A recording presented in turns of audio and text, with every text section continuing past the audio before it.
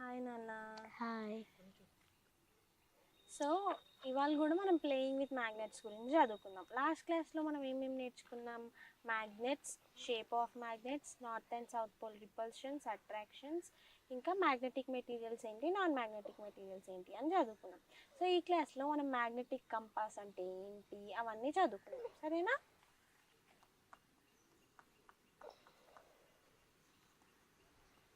Magnetic compass.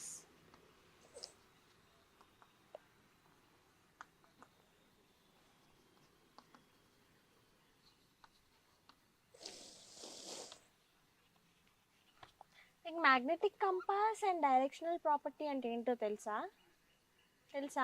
చెప్పు.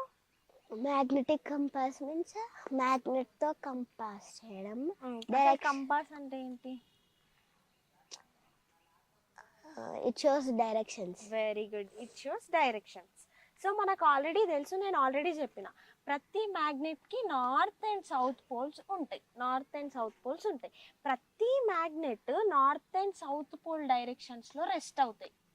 Rest అంటే ఏంటి? పడుకోవడమా? నో, పడుకోవడం కాదు. రెస్ట్ అంటే ఏంటి? అది నార్త్ పోల్ సౌత్ పోల్ రెండు పోల్స్ ఉంటాయి ఇక అక్కడే రిలాక్సేషన్ అనమాట. ఏ ఐరన్ ఫీలింగ్స్ వచ్చినా ఏమొచ్చినా అక్కడికే వెళ్తాయి. అక్కడే డైరెక్షనల్ ఫోర్స్ ఎక్కువ ఉంటాయి కాబట్టి వాటి డైరెక్షన్ అనేది కూడా నార్త్ అండ్ సౌత్లోనే ఎక్కువ ఉంటుంది. దాన్ని రెస్టింగ్ పొజిషన్ అంటాం. సో ఈ north and south pole resting పొజిషన్స్లో మన కంపాస్ అంటే ఆల్రెడీ తెలుసు. అదేంటి? ఒక round particle which shows directions. So దీంట్లో middle part north and south డైరెక్షన్స్ని ఇండికేట్ చేస్తుంది మనకి. ఓకే, ఈ కంపాస్లో ఉన్న మిడిల్ అనేది మనకు నార్త్ అండ్ సౌత్ పోల్స్ని చూపిస్తుంది. ఈ నార్త్ అండ్ సౌత్ పోల్స్ని చూపించినప్పుడు మనకి ఏం అర్థమవుతుంది? Okay, this side is north, okay this side is south అనేది మనకు తెలుస్తుంది. And the remaining parts will be east and west. Okay, దాన్ని మ్యాగ్నెటిక్ కంపాస్ అంటాం. సో ఏ ఆబ్జెక్ట్ అయితే నార్త్ అండ్ సౌత్ పోల్లో రెస్ట్ అయ్యి మనకు నార్త్ డైరెక్షన్ సౌత్ డైరెక్షన్ చూపిస్తుందో దాన్ని directional property అంటాం. ఓకేనా? దాన్ని ఏమంటాం? డైరెక్షనల్ ప్రాపర్టీ అంటాం. Very good. సో నెక్స్ట్ నీకు ఇంకొకటి ఏం చెప్పాలి అనుకున్నా అంటే, నువ్వు అడిగినావు లాస్ట్ క్లాస్లో ఏమని, డిఫరెంట్ షేప్స్ ఆఫ్ మ్యాగ్నెట్స్ నేర్చుకోవచ్చా అని అడిగినావు. సో నేను డిఫరెంట్ షేప్స్ ఆఫ్ మ్యాగ్నెట్స్ చేసుకోవచ్చు అని చెప్పిన. సో మనం ఒక మ్యాగ్నెట్ రెడీ చేద్దామా మరి? ఎట్లా? పిలిచి making our own magnet.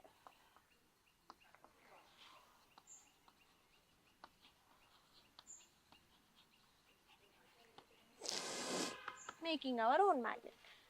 So ఎట్లా చేసుకుందాం ఒక మ్యాగ్నెట్ అంటే, ఐరన్ నెయిల్ ఉంటుంది.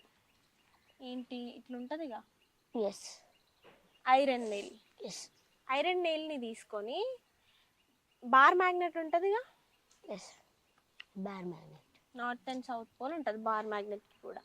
బార్ మ్యాగ్నెట్తో రఫ్ చేయాలి.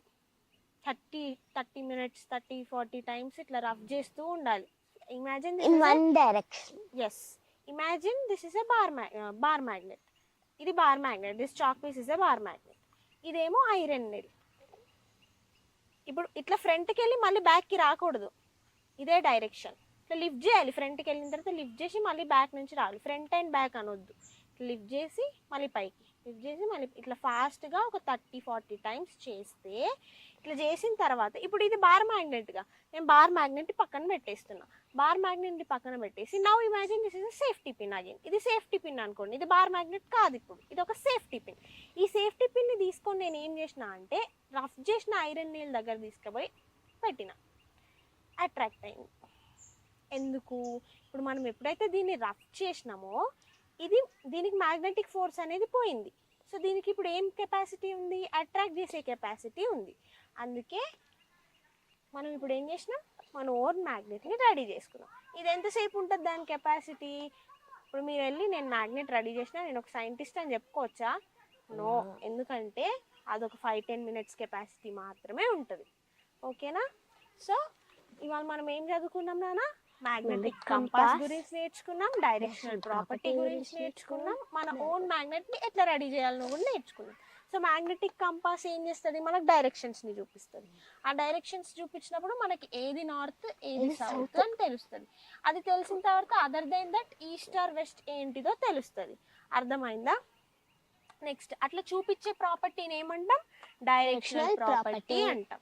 మన ఓన్ మ్యాగ్నెట్ ని కూడా మనం రెడీ చేసుకొని చెక్ చేసుకుందాం. ఓకేనా? Okay. So till now we have discussed this topics. మనం ఇప్పటివరకు ఈ టాపిక్స్ నేర్చుకున్నాం కదా.